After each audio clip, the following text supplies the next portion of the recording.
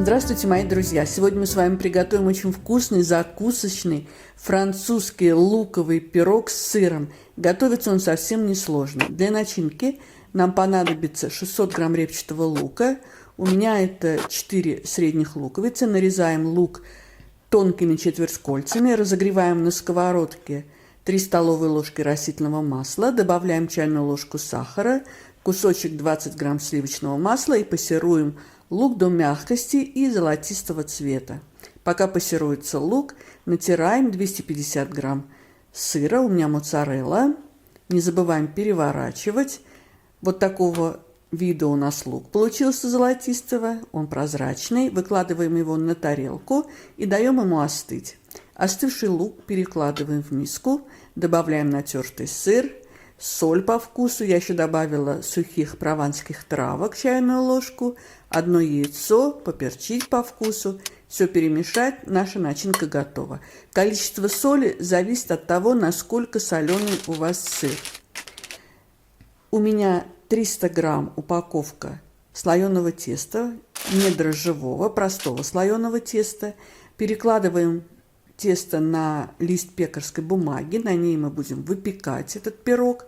Зрительно, не разрезая тесто, делаем отметки, делим тесто на 3 части. На среднюю часть выкладываем всю начинку. Пошаговый рецепт вы сможете прочитать в описании под видео. И сейчас мы будем делать косичку из теста. По крайним сторонам теста разрезаем вот такие полосочки шириной 3 сантиметра примерно. И сейчас мы будем заплетать косичку. Вот так подворачиваем край теста на начинку. И вот эти полосочки начинаем плести внахлёст, наискосок. Получается настоящая косичка. Друзья мои, если вам нравится видео, ставьте лайк. Это поможет продвижению видео. Его увидит большее количество зрителей. В конце косички тоже вот так подгибаем тесто. Закрываем начинку. Все, наша косичка готова. Посмотрите, как симпатично получается. 1 яйцо разбалтываем вилкой и кисточкой смазываем косичку яйцом. Духовка у меня заранее разогрета на 180 градусов, режим конвекция, обдув.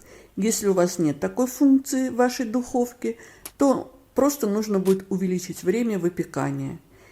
Перекладываем лист вместе с косичкой на противень.